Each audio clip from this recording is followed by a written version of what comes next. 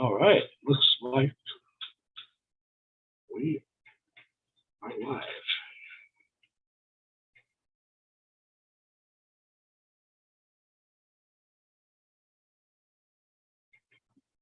Thought we were.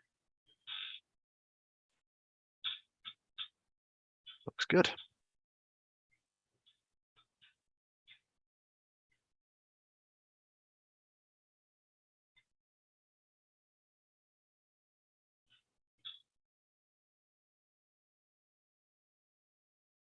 All right.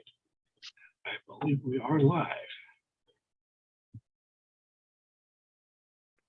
Well, maybe not. There we are. Looks live to me. Oh, yeah, we are live. I'm here with Charlie of Ghost of the Machine, and welcome.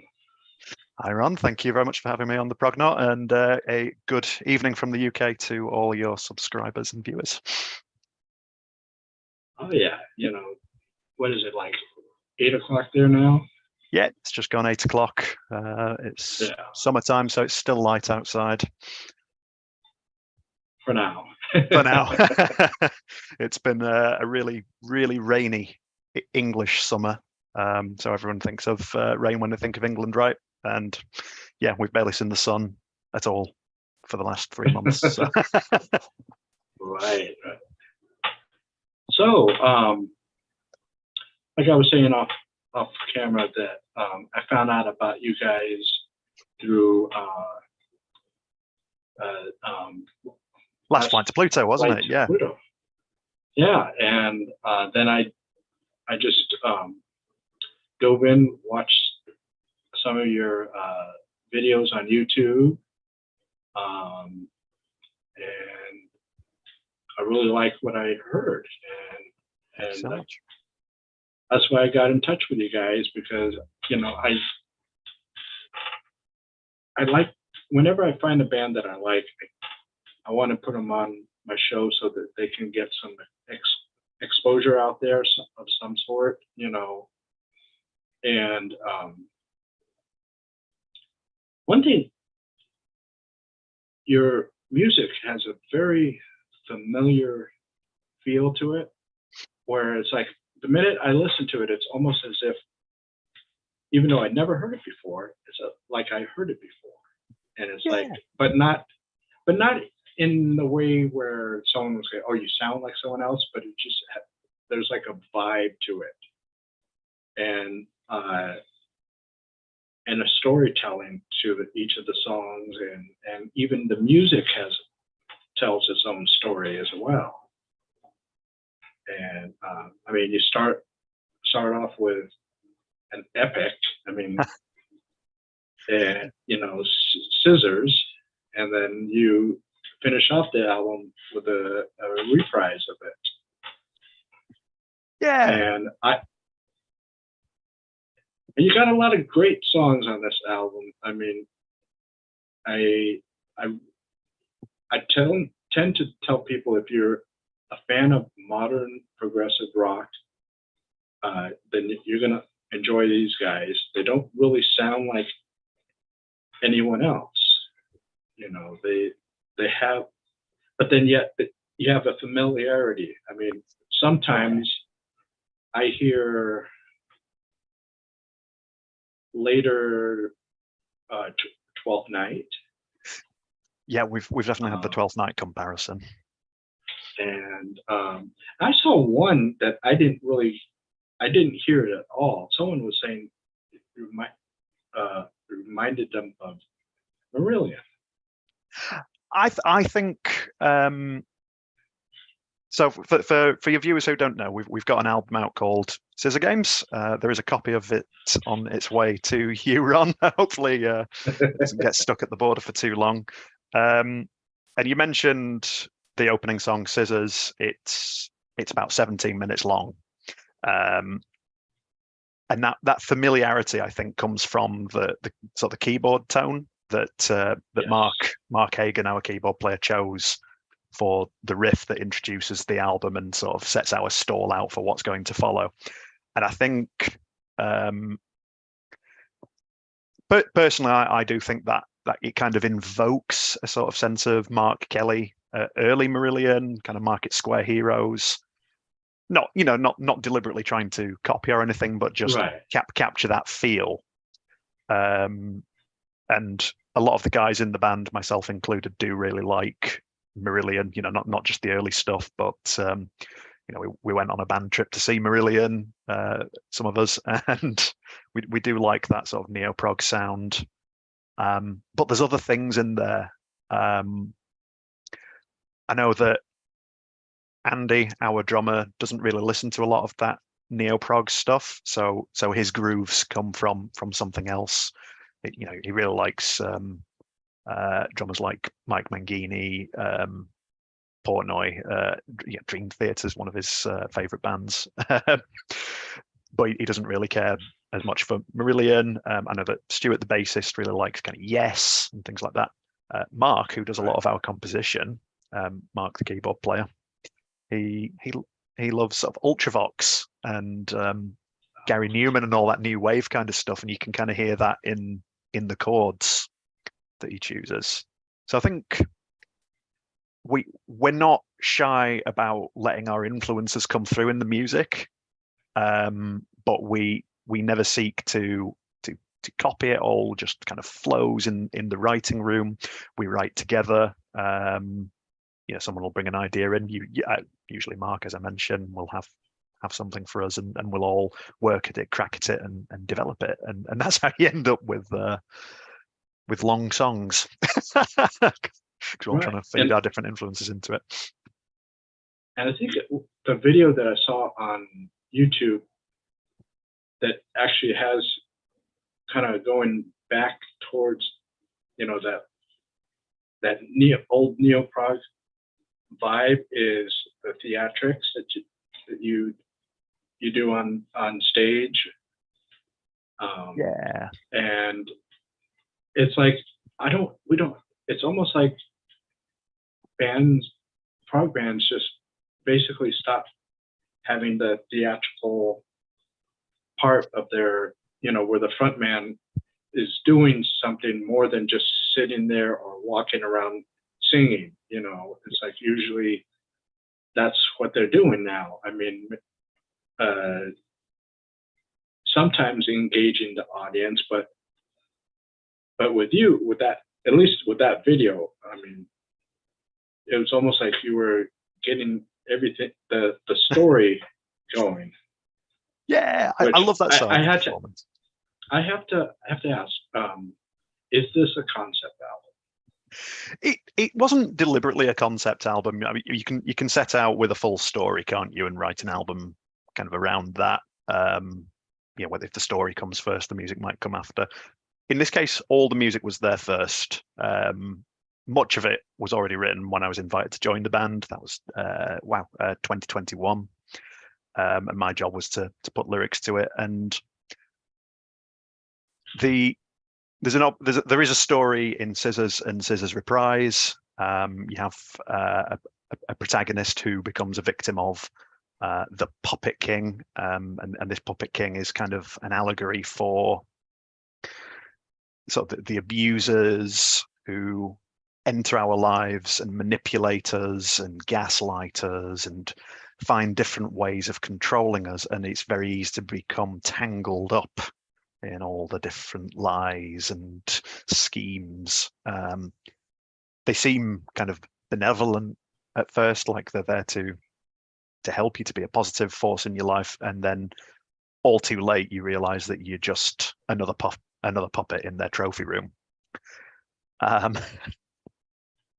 But this sort of thread of kind of abusive relationships kind of continued through the album. It's not a single story, but it's different sorts of abuse. So in Mountain, you have a kind of one-sided relationship where someone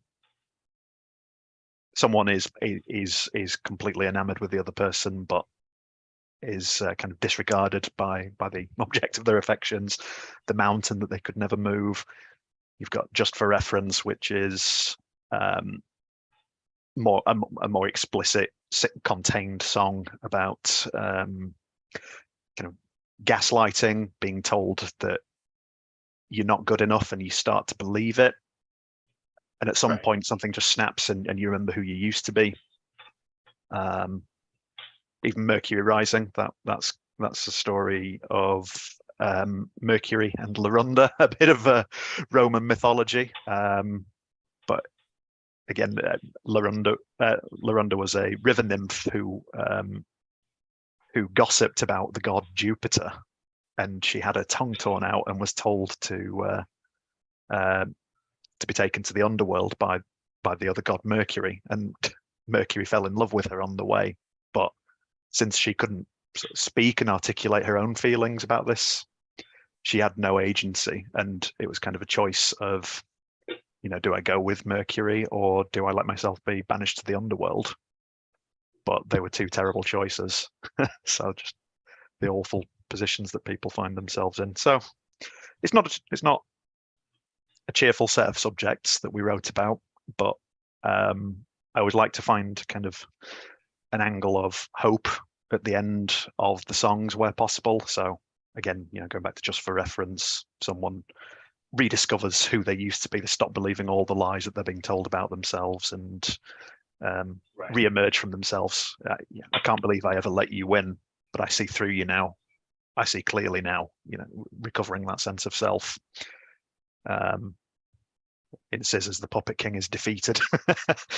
Right. That kind of thing. I like a happy ending. Well, yeah, especially now, we do need more happy endings, because it's a crazy world right now, and I like how, okay, yeah, you said, the subject matter is not happy, but it's more realistic, because it seems to be happening more often than we know. And speaking of Mercury, I like that one song, Mercury Rising. I was just listening to it before you logged on, and it's like, it just has this, it's like just a straightforward, and just the music combined with your vocals, it just, the song is so memorable. I mean, I still hear it in my head right now. So I always figure, if I could still listen to it in my head after I stop a player of it, then it's got to be a good song, because it has just memorable hooks, and the vocals. It's like you have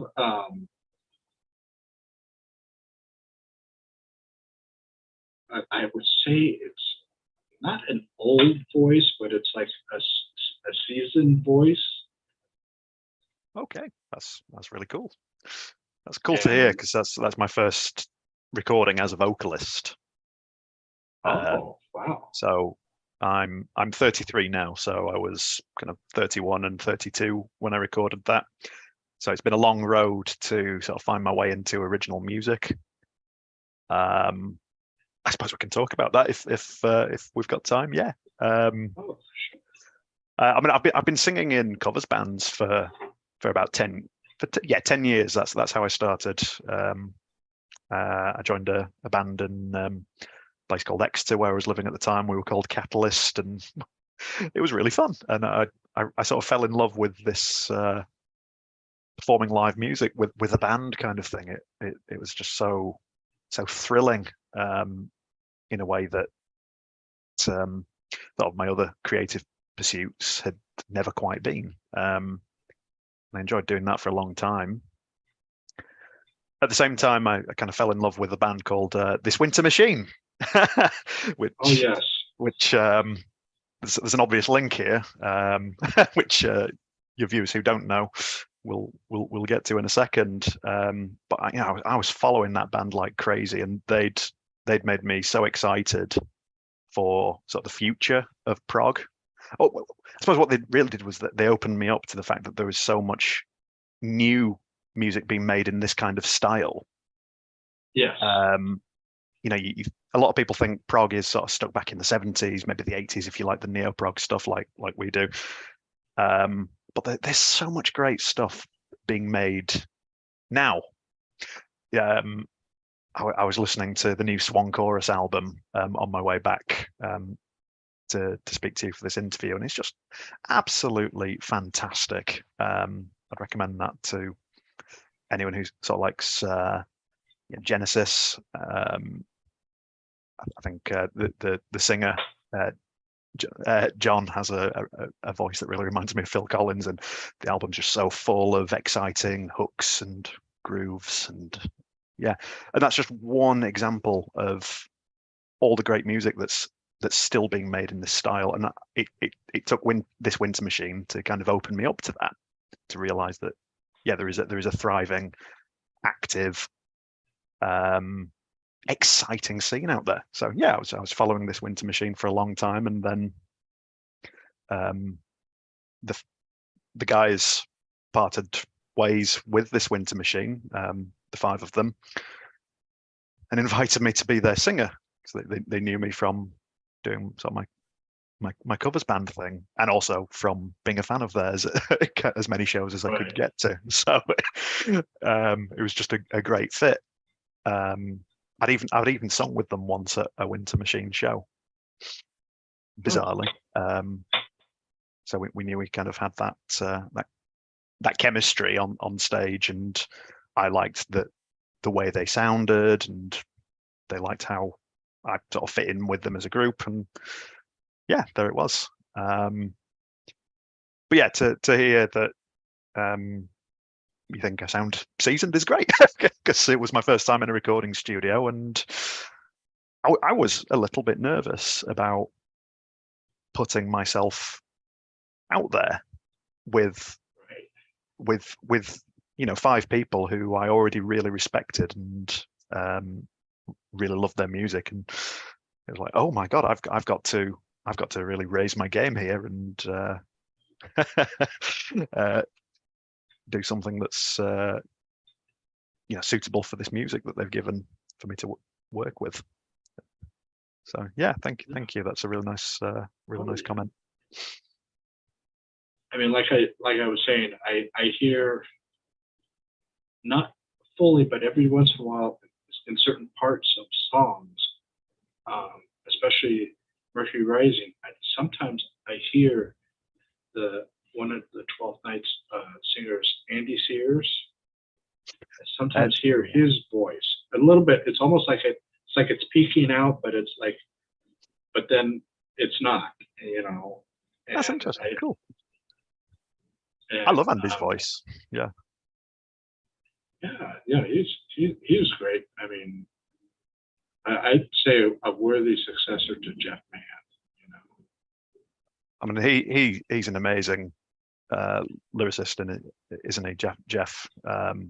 Great performer. I'd love to sort of get that phrasing ability that he had.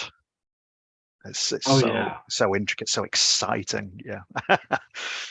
Hopefully, with a bit more experience. I think that's what I think is missing with a lot of the music today is just taking the chance and doing something a little different on stage that was basically is what was happening in the early days of prog. People were they were trying to stand out, and now it's like there's a lot of great sounding bands, but they're not really doing anything on stage. They're just kind of standing there, in a way. Yeah, and it certainly isn't easy to do that. It's not easy to put yourself on stage and play any music in front of a live audience. I have an advantage, I think, by being a dedicated singer. A lot of people in prog bands who sing also play an instrument live on stage, and that means that you're kind of rooted to where the mic stand is. It doesn't mean that they don't have lots and lots of charisma, though. It's just, Right. you know, I can roam, I can move around the stage. I've got my wireless Right. microphone. I can go up to the audience and I can eyeball them, and they seem to really enjoy that kind of thing, and I enjoy it too. So it's kind of a two-way thing. But yeah, I mean, you've got to find what you're comfortable with on stage, and I'm more comfortable if I'm moving around and making myself sweat a lot. Right. Yeah, I got one question. The name of the band, how did that come about? This one's easy. So obviously the 5 guys that I'm in the band with were in This Winter Machine, and they parted ways with This Winter Machine, and they named their group chat on Facebook Messenger Ghosts of the Machine, and it stuck. Just to sort of point to that legacy, I guess. You know, they'd all come from the same place, and we're the ghost out of the machine. We're the ghost of the machine. Right. I don't know. It felt appropriate. I mean, you could go with a completely clean break if you like, but we just didn't find a name that suited us quite as well. So every other suggestion was like, nah. Ghost of the Machine, yeah. Yeah, it rolls out off your tongue pretty easily. I mean, just when you see it in print, you go, oh, okay, and then when you actually say it, it's like, oh, okay, it just rolls off nicely. You know, it feels nice. It just felt right the whole time. And that was pretty amazing. I don't think that I could recall a band where 5 of its members basically leave the band that they were in to form a new band. It's, you know, sometimes it's usually they'll kick out the singer or something like that, and you know, retain the name of the band. But that's kind of I want to say a unique situation. And yeah, it's an inversion of what you usually see. I think it just makes sense in this situation. You know, this Winter Machine is very much tied to Al Winter, the singer, sort of the lyricist, conceptualist behind that band. You know, Al's the guy who came up with that logo, that name. So when the split happened, obviously he retained all that, and found a new band. I think they're about to release their 2nd album since my guys split from them. The Clockwork Man. I think that's coming out in October. My good friend John Cook is the current guitarist in This Winter Machine. You know, where me and John are making music together as well. John from This Winter Machine, John Cook, under the name Age of Distraction. So it's like you said, it's a very small music world. We all know each other. It really is. People work together across band boundaries all the time. There's so much of it. Especially on that island of yours. Oh yeah. Yeah, I mean, it's funny to think of it that it is an island, you know, but it really is. I mean, I think we see it as bigger than it actually is. Yeah. Yeah. But yeah, a lot, like you said, a lot of great stuff's coming out now,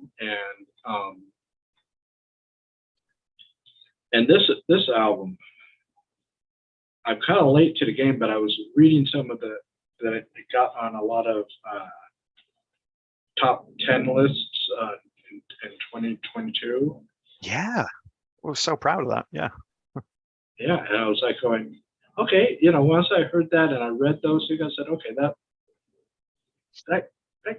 you know, that's pretty obvious right there. You know, I mean, there's sometimes when you hear an album, even if it's like early in the year, and you go, this is going to be something that I'm going to be able to listen to over and over again without uh, getting tired of it, and that's what you're out, Scissorgames is.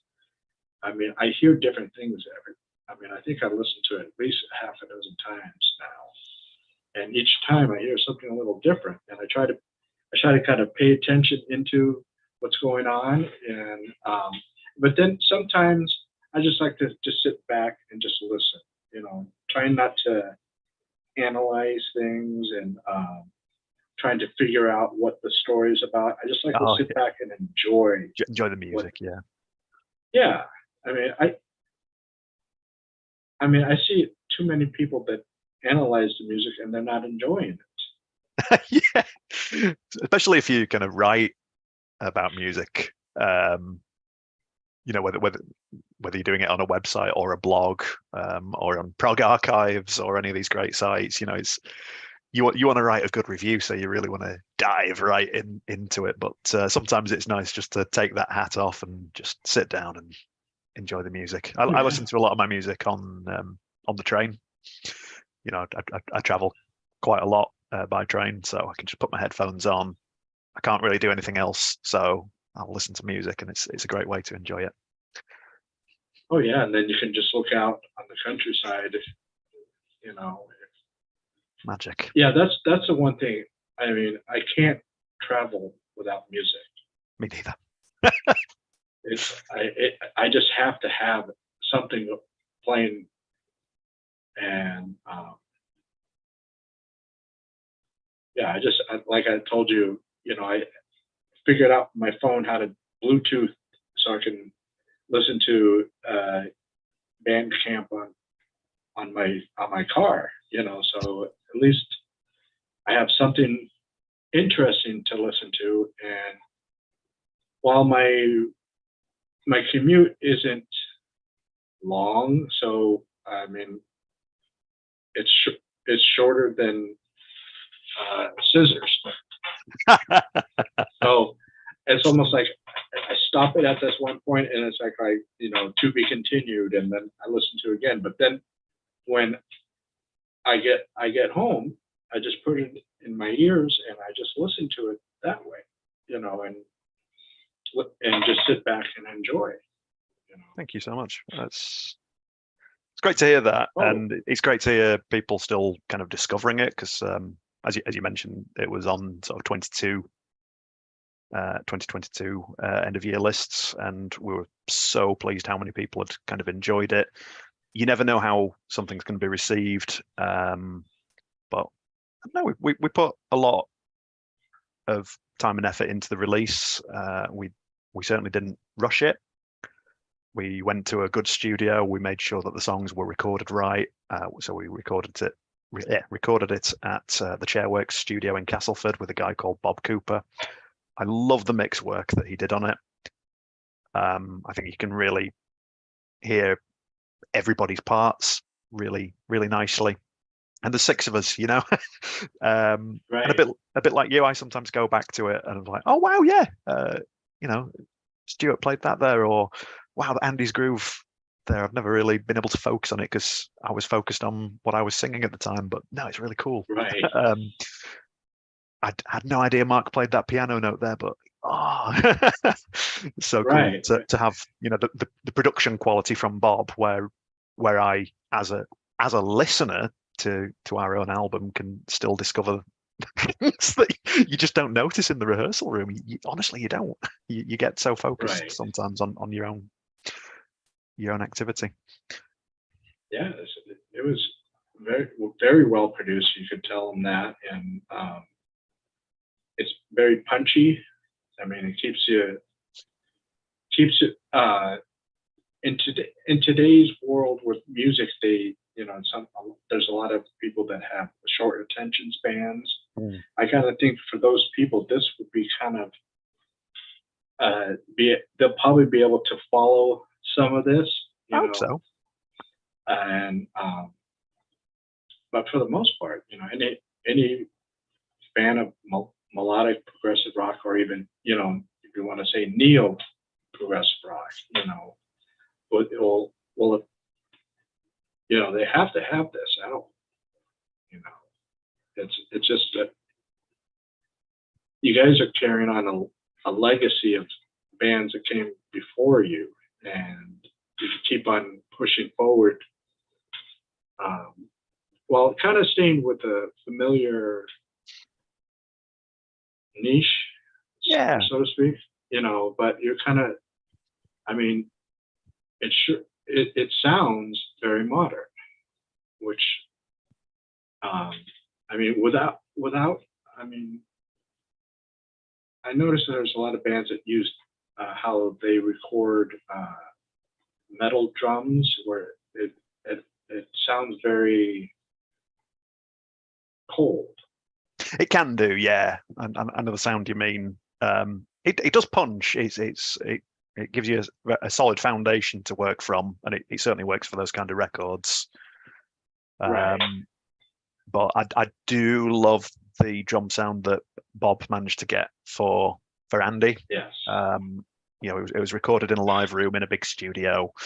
So you have a lot of sort of dynamics and so the acoustics of the room that it was recorded in, good microphones and everything. And it really catches the nuance of Andy's performance, because Andy, he doesn't just groove, but he's got a lot of the finer details on his cymbals as well.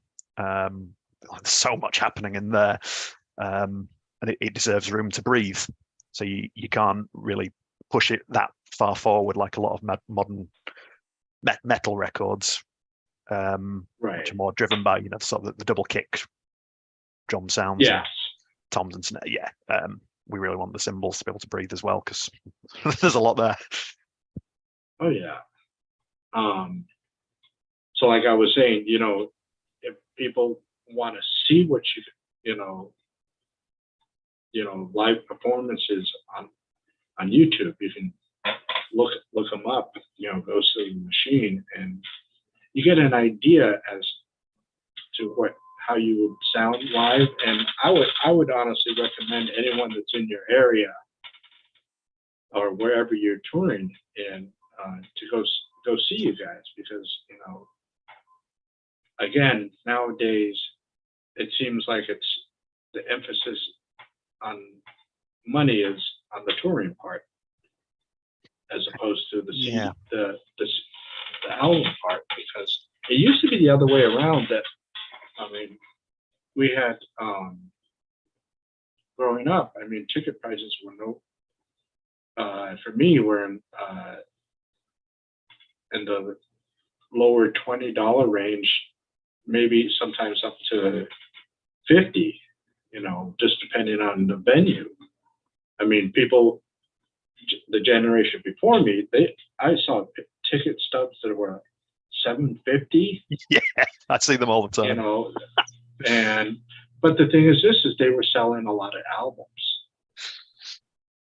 and it's like the emphasis now is on how well do you do your concerts, your live shows and everything like that. It's unfortunately sites like that, Spotify, where I think if used right, it can be like your gateway to, like, okay, you can sample something and then you go out and you purchase the CD, or if you don't have room for the CD, purchase the digital copy, because you got it. Well, that's how a lot of people listen to music now. I mean, I'm not personally too against streaming. I think it's definitely true that artists are underpaid for the streams that they get. Nonetheless, I do liken it to kind of the radio play of old. People would listen to the radio and they'd get a cassette tape and they'd record their favorite songs on it. Well, now we're in the streaming age where people pay for a subscription, they hear songs they like and they stream them. And that's, that's cool. It's putting our songs in people's ears. I would much rather people hear them than didn't. Right. And you get this kind of ratio of, all right, you'll get 1,000 people stream a song. You might get 100 followers from that, and 10 people might go on to actually buy the album. And in my book, that's 10 people that I want along for the ride. Wait, it's 1,000 people I want along for the ride. I don't mind how they're discovering us and enjoying us as long as they are. It's difficult. I also completely understand the people who don't want to be on these streaming services because of the sort of exploitative angle of it, that we are underpaid for our art. Right. I'm in a kind of privileged position that I have a day job. All the guys in Ghost of the Machine have a day job. Music is not the day job. Right. But for an artist who does want to pursue music as their single career, then yeah, actually the streaming game is pretty tough. But I don't know. We're not going to change the system ourselves. Right. I don't have the answers. I don't have the answers to that. Well, it's stuck. I mean, some people even say it goes back to that Napster thing. Yeah, well, that was just piracy, plain and simple. Yeah, and I never used that because I found it too complicated personally, And was a little before my time as well, yeah. Yeah, and for it to, back in dial-up time, to get one song, it took you a day. Yeah, I remember. Oh yeah. Yeah. And so it's like, I mean, we come a long way, and I get the convenience of that, because you can go and listen to a song, or you can tell your friends, hey, I found this song, check it out. Yeah. And that's easier than persuading them to buy it. You know what I mean? Yeah. Because nowadays, I don't know. It's just it used to be. I know in the '90s we did a lot of what we call blind buying. If someone said, "Hey, this is a great band," and you would trust that person's, opinion about it, and you go and buy it, and sometimes it was a hit, and sometimes it was a miss. It's like that's the nature of it. Not every film you watch is a good one, or not every TV show, or yeah. So it's music. Like you gotta check it out for yourself, and then if you really truly like it, if you're revisiting the album on a streaming site, go ahead and buy it, because there may be a day where that album's not on that streaming site anymore. That's true. Depending on the rights. And then people kind of get upset when that happens, and it's like, well, it's licensing, pure and simple. It has nothing to do with the band or anything else. It's just the licensing. It's so difficult. Like I say, I don't have the answers, and it is really difficult for artists out there at the moment. At the moment, I prefer to play the streaming game and hold out for those 10 people who are going to love it and turn up at shows. Shows are difficult as well. It's sort of certainly the UK modern prog scene for the newer bands, where we're lucky to have a few venues that really do promote the cause and give a platform to prog bands, but it is very hard to find an audience. But those who do find you, I find, tend to absolutely love you, because you're kind of continuing something that means a lot to them. I don't know how to explain it. But they just seem happy to find new bands making this kind of music. Yeah, and you have in our chat room got Cheryl, Cheryl, and Wendy. Wendy. That's my mum. Probably. That must be my mum. Oh, I can't see the chat room. Let's see if I can do that. but yeah, yeah, that's my mum. bet That's my mum. Cheryl. Yeah. Love Cheryl as well. Hey, Cheryl. Love my mummy. Hey, mum.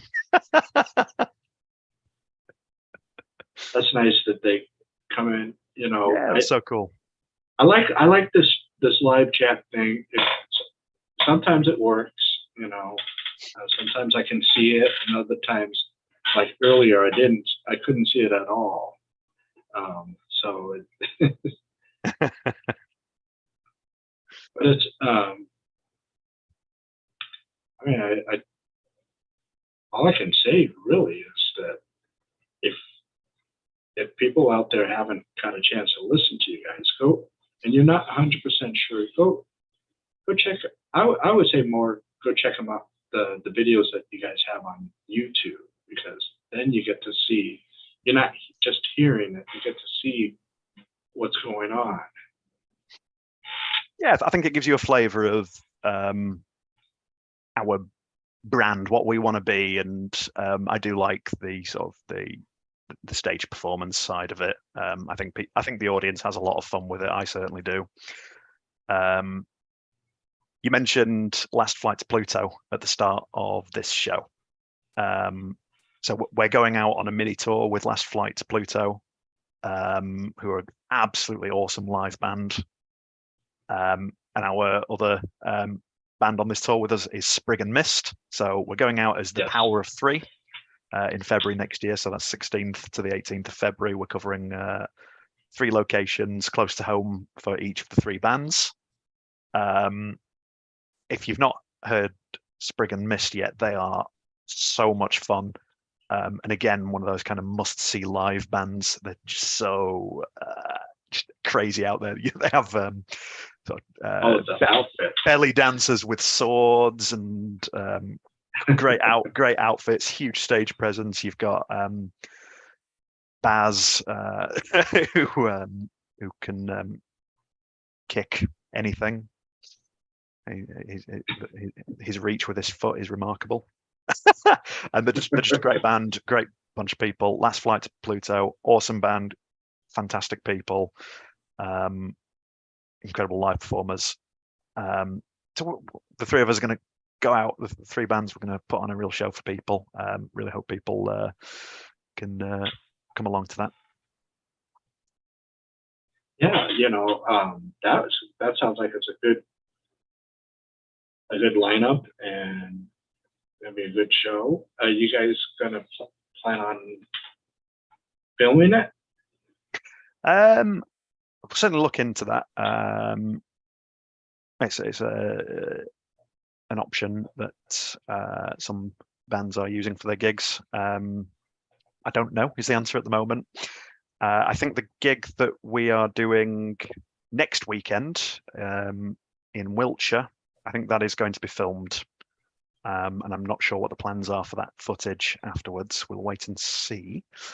I say we'll wait and see because we'll be playing new songs as part of the set. Songs that haven't been released yet. So I think the way we'd like people to hear them first, unless they're at the show next week, would be on the second album, which is probably going to be next year. Oh, good. But we're giving our audience a sneak peek of new material next weekend. Oh yeah, sneak peeks are great.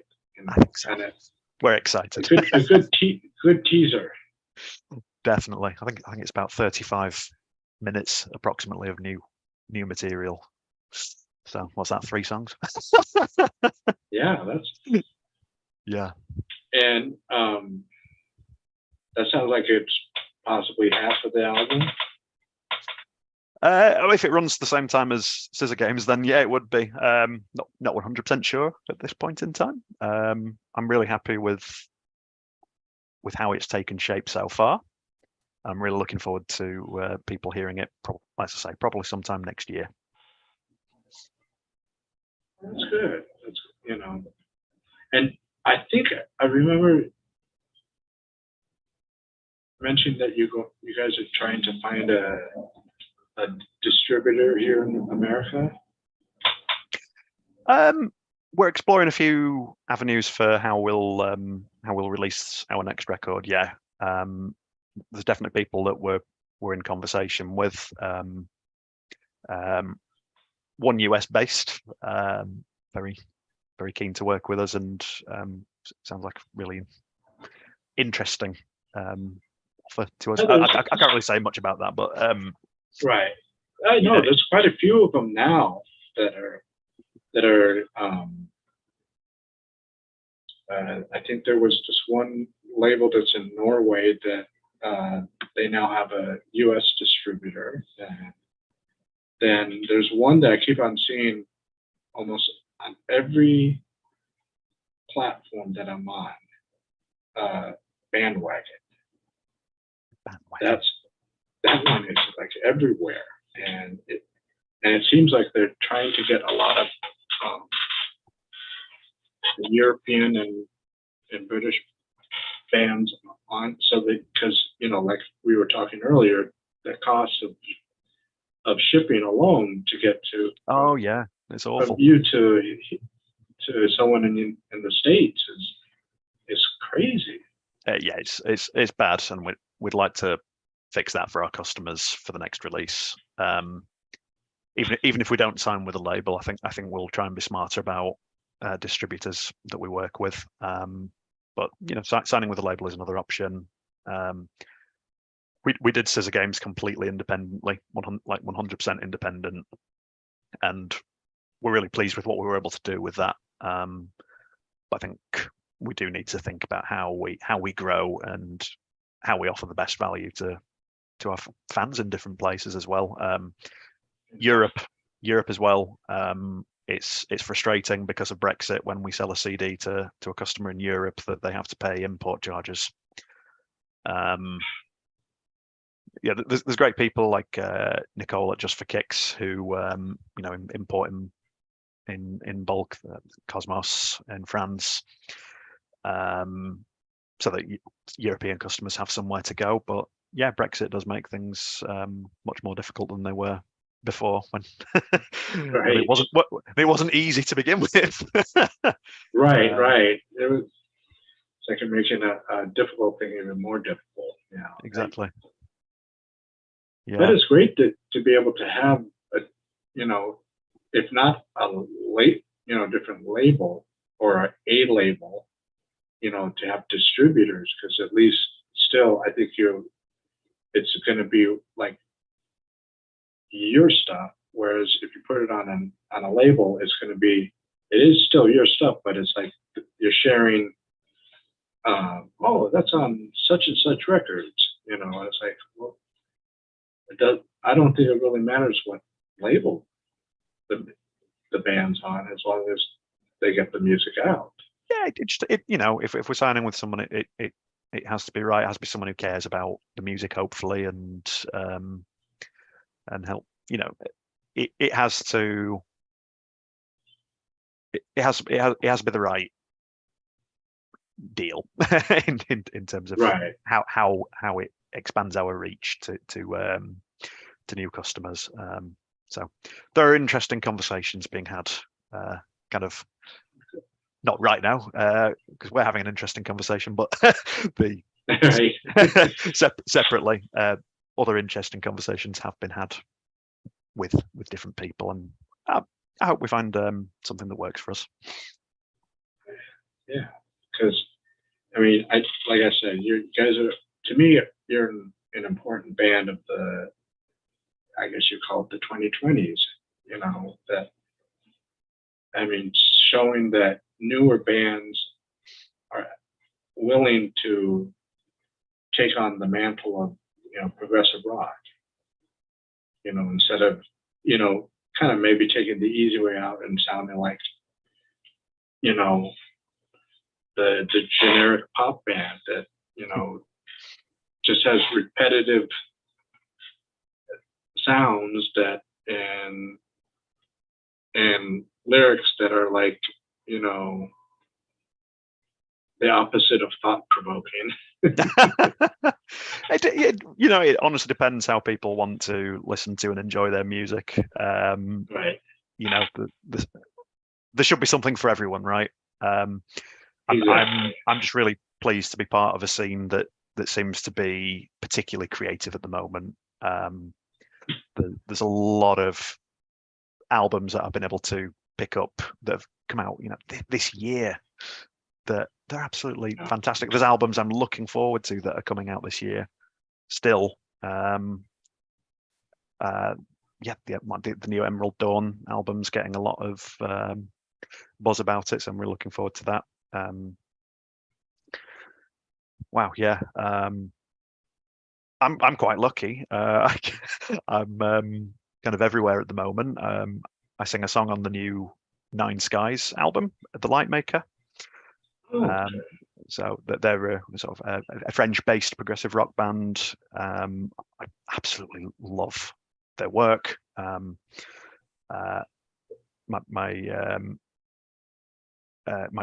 good friend Eric Bouillet was in that band. He unfortunately passed away last year, but not before.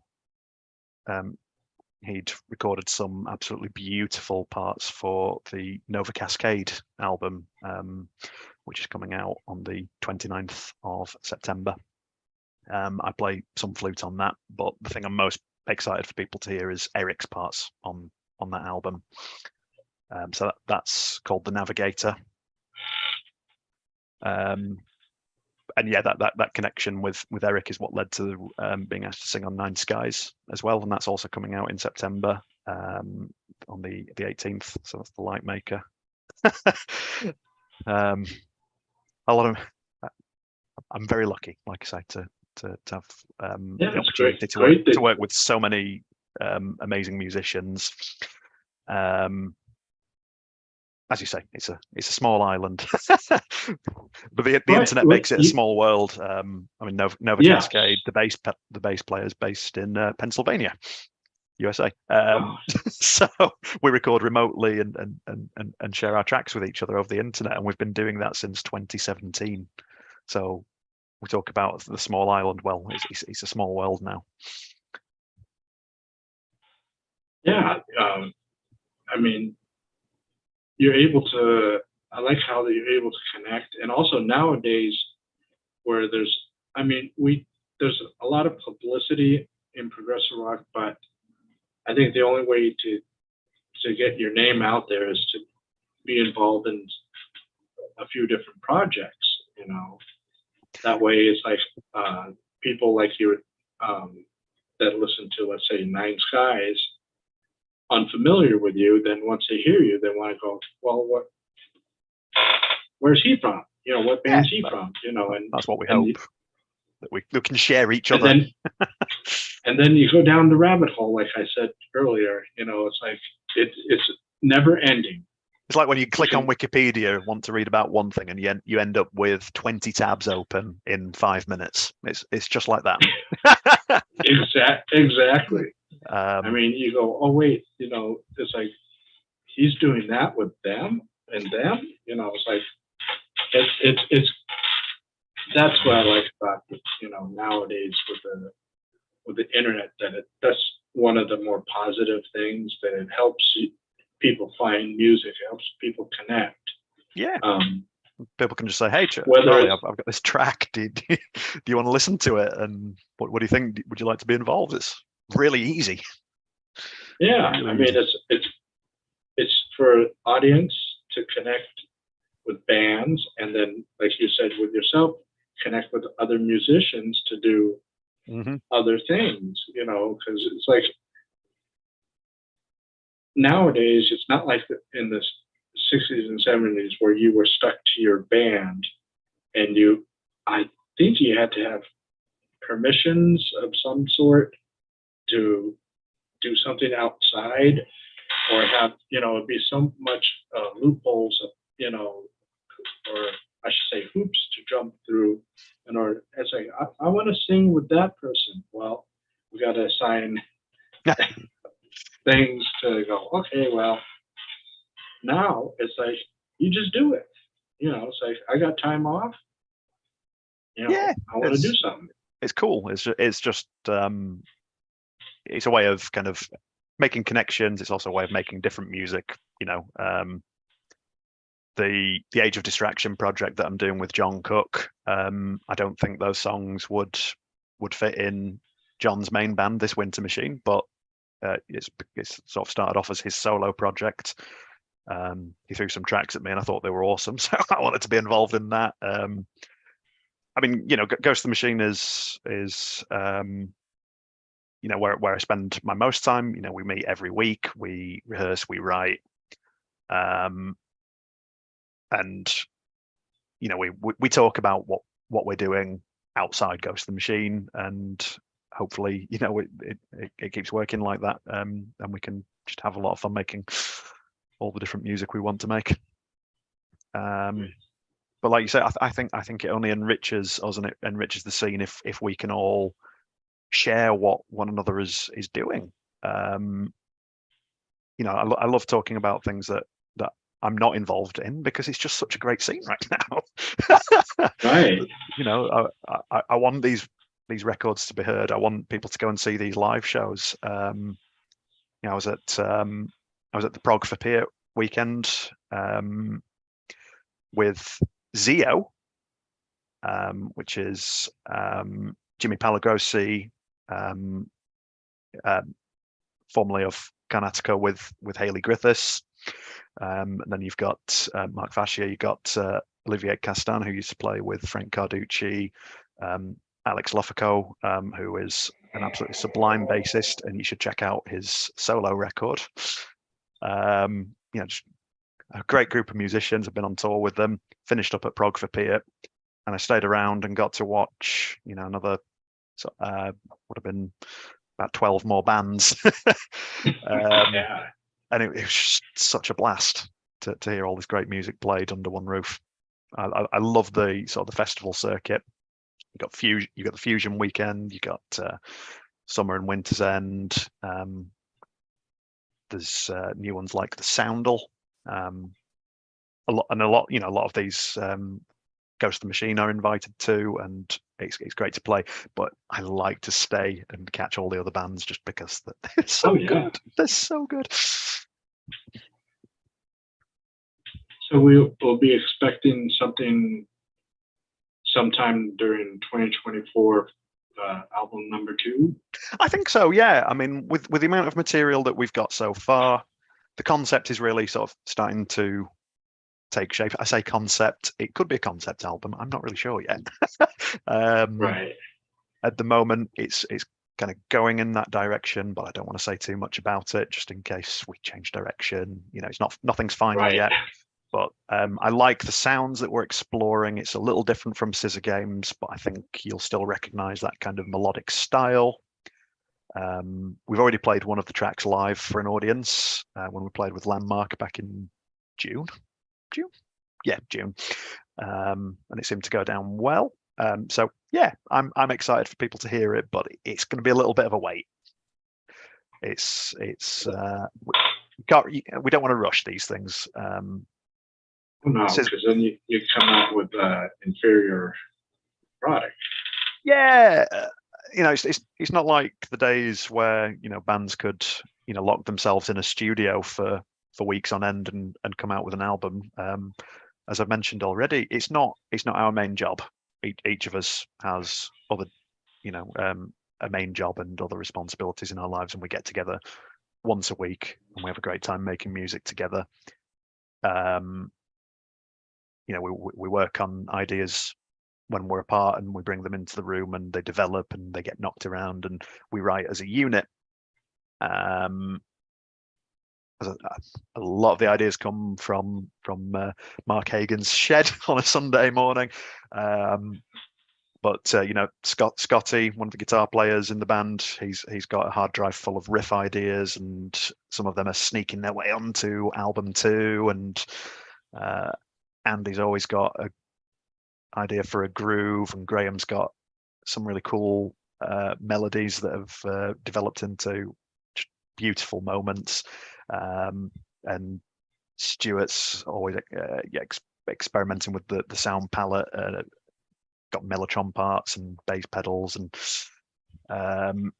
bringing some really interesting melodic bass playing. It's quite a melting pot of ideas and influences. So it's really exciting to hear how it's taking shape.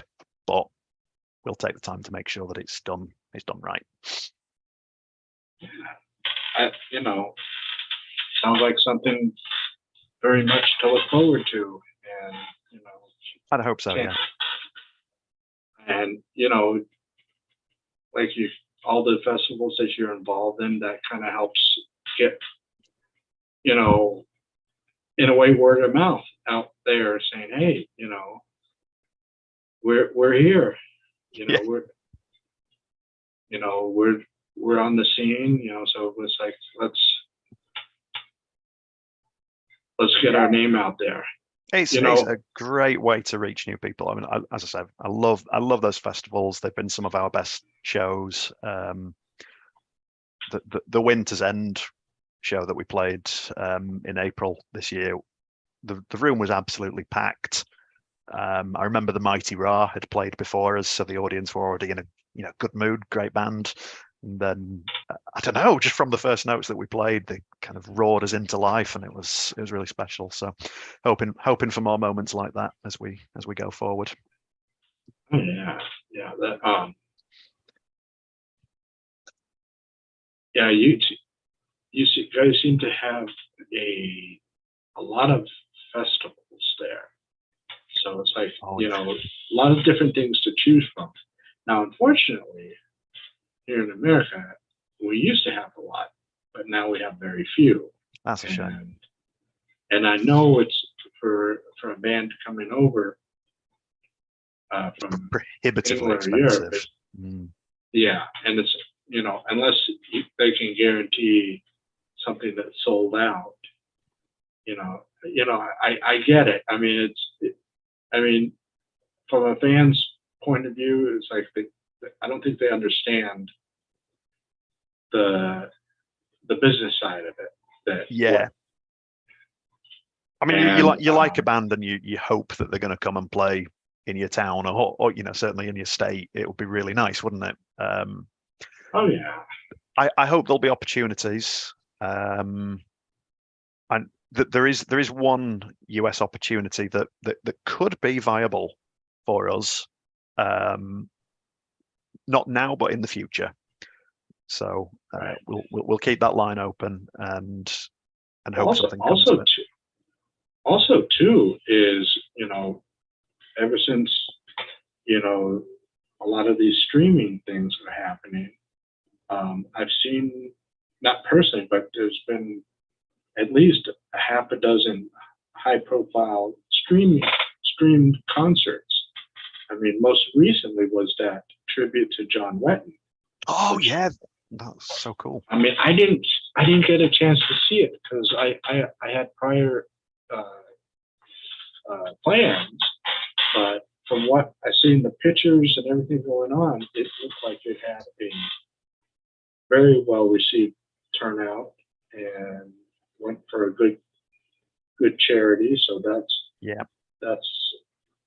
good. A lot of artists, really respected artists, contributed to that John Wetton Memorial as well. It just looked awesome. I would love to have actually been there in person. It just looks so good. Yeah, and it's like that is possibly a way to get your music out there, is sometimes to have it live streamed, because for people that can't travel, for the same reason, you guys can't travel to certain places in the world. Some people can't travel.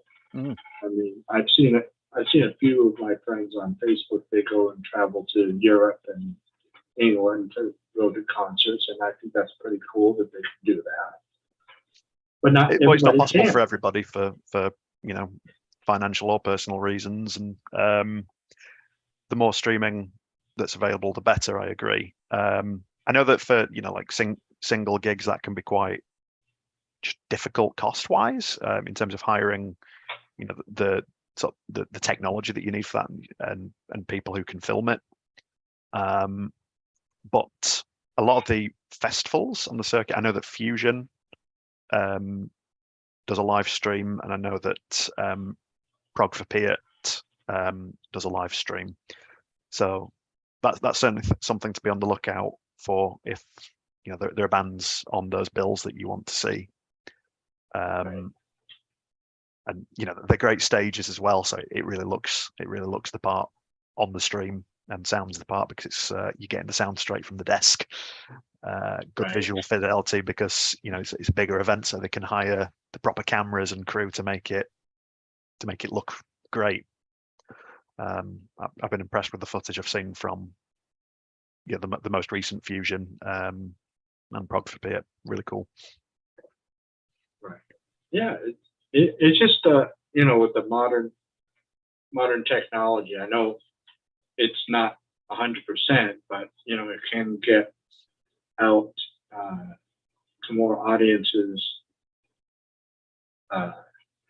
your music. And I don't know how it actually works, but I think if it's done in the right way and obviously promoted, and it's easy to promote stuff now, because you got all the different social media platforms, that you can make notice and to people saying, hey, such and such concert, people, promoters can say, hey, I have these set of concerts that are going to be live streamed. If you can't make it there in person, it's still a great way to support the band. There's so much stuff out there now, that it makes it, I think it makes it kind of easier for the bands in a way, that you have different choices. Yeah, I think it's just difficult reaching people in the first place. I think that's the hardest thing, making Right. people aware of you in the first instance. So you kind of have to be everywhere. You got to cover all those bases. Exactly. And when you're doing it yourself as an independent band, it's difficult. It's difficult. We in Ghost of the Machine do spend a lot of time ourselves on the socials interacting with people. Right. Facebook and Twitter, sharing our stuff and the festivals and other things that we're involved or interested in. And it's a lot of work. And the social media companies can kind of change how accessible your posts are to other people as well. So you're always fighting against the algorithm. Sometimes we'll post a video that's hosted on an external site. So you're on Facebook and you share a YouTube link, and Facebook's like, well, no, we want to keep people on Facebook. We don't want them going to YouTube, so we're going to suppress that post from being seen by lots of people. And then you don't get many. You certainly don't get as many likes and comments as I think you used to on these kind of posts. That's my experience anyway. Right. Which means you just have to do more posts and share to more groups, and you can right. get. Yeah, exactly. It's another rabbit hole. It's another rabbit hole to go down. Oh, I know. It's endless. I mean, yep. It's almost like you might as well just give the internet your wallet. Yeah, I mean, you can pay for adverts, and I've experimented with some sponsored adverts, and I would largely say that yes, you do see a small return on your investment, but it's not ideal. These should be like social tools. Right. It's difficult out there. Would love to have the full force of a label with a marketing budget and people to kind of run that for us so that we can focus on the music.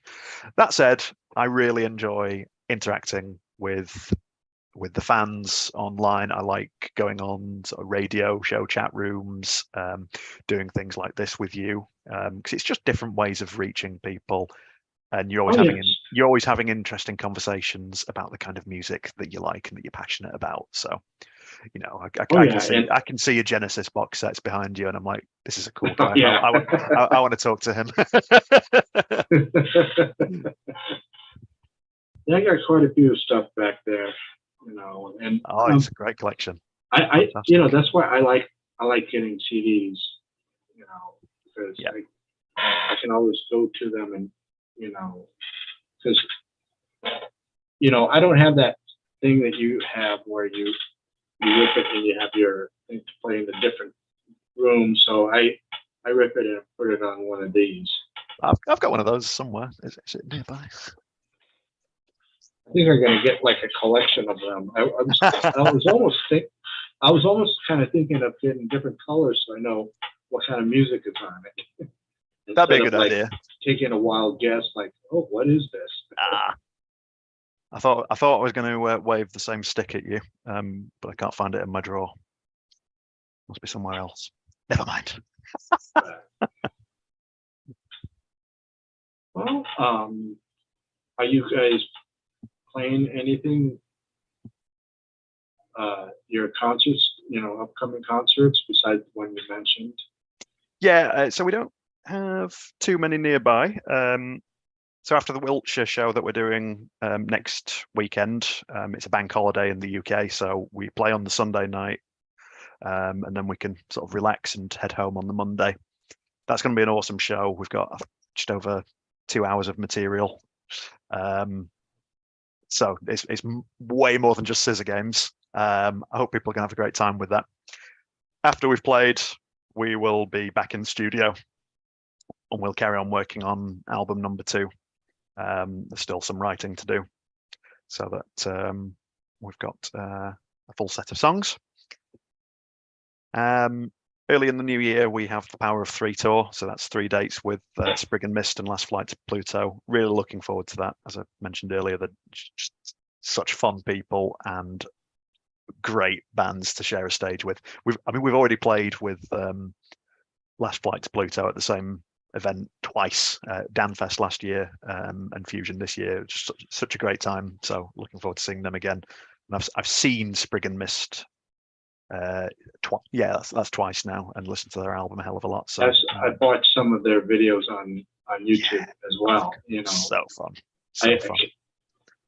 The outfits, it's like it brings back that, you know, like I said earlier, that theatrical vibe. Love it.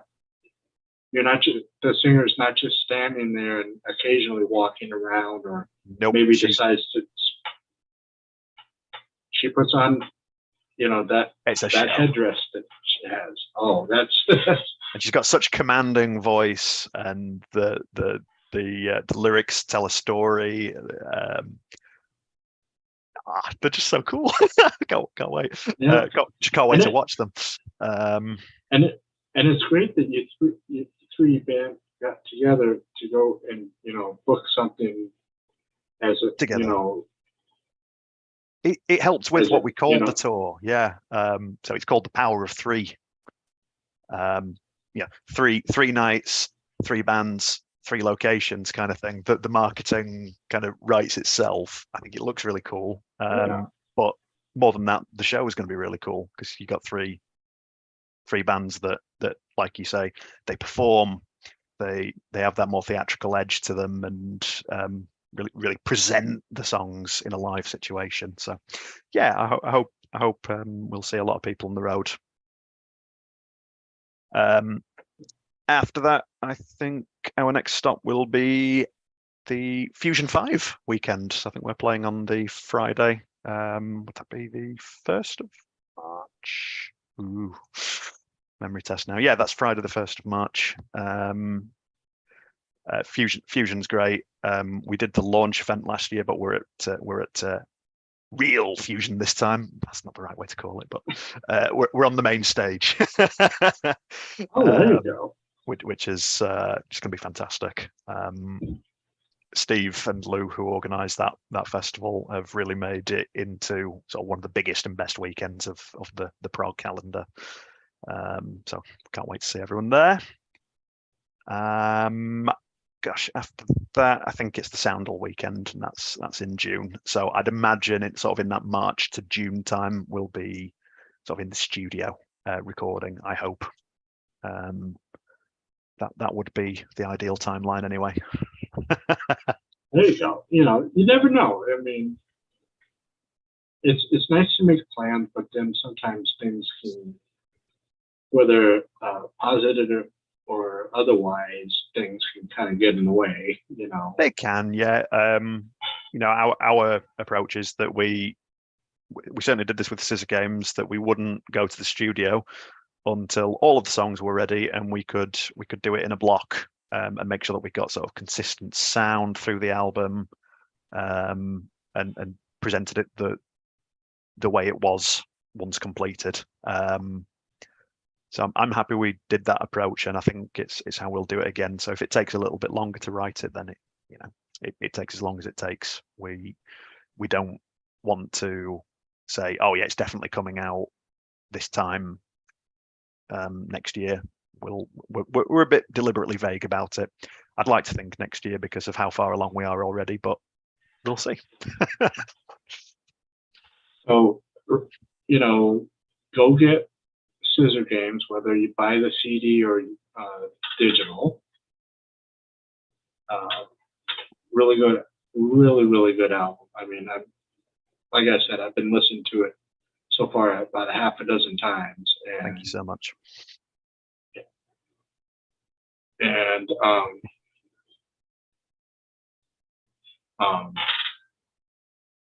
and then until the new one comes out, you know, you're gonna have a lot of your live shows, you know, and so you know, it looks like you're gonna be out there, and you're getting your name out to the different prog circuit, you know, and who knows, maybe this time next year you're going to be on everybody's mouth, you know, everybody's going to be talking about you guys, you know. Oh, that'd be nice. So I have that feeling that, you know, but you know, you got people that don't already own the album, whatever way they really should get it. As very enjoyable. I mean, very enjoyable. I keep on saying that because it's true. I'm really glad that, as I've mentioned already, I'm really glad that people like yourself are still finding it, and it's still bringing people enjoyment. I mean, I'm really proud of it. I feel very lucky to be part of it with that group of people. Long may it continue. Exactly. Yeah. So I just want to say thank you for taking the time out of your evening to talk with me, and I really enjoy your music, and I look forward to what comes next with you guys. Thank you. I hope we'll get to chat like this again sometime. Shout out to all your viewers and subscribers. Hello again to Cheryl and my mum and dad, who I know are listening in. I think my dad was in the chat room earlier as well. He's got the same name as me, so. Oh, okay. Yeah, I can see his comment earlier. So. They're very supportive. That's fantastic, right there. I think they're driving. Well, I think they're driving all the way down to Wiltshire to see us play next weekend, and that's a good 4 hours drive at least. So. Oh my goodness! Looking forward to that's dedication. All righty. Well, thank you very much again, Ron, and look forward to the next time. Thank you, and you know, we'll keep in touch. Yes, please do, and keep doing what you're doing. I think this was the 86th live conversation you've had, was it, with bands? Yeah, So that's huge. So you'll get to that Right. that milestone pretty soon. 100. Yeah. I'll be on the lookout. All right. Well, I appreciate taking the time, Charlie. Thanks, Ron. All the And, best, and and speak again soon.